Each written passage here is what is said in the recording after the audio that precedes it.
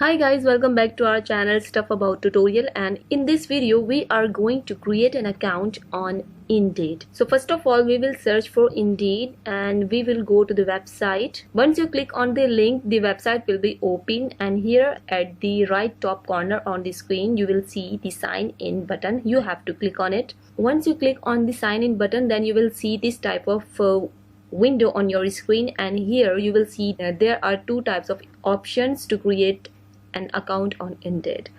You can write your email address over here, and then you have to continue with the continue button. And the second option is continue with Google, which is very easy option to create an account anywhere. I am going to creating account with this second option.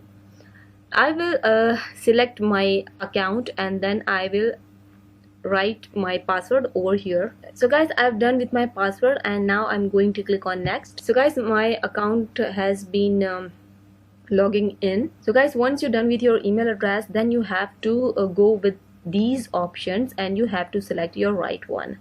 I am going to select as a job seeker. So guys, as you can see, my account has been created on Indeed. As you can see, this is my profile. And now I have to upload my resume, and or I can build an Indeed resume. So we will discuss it in our next video. So keep watching and take care of yourself.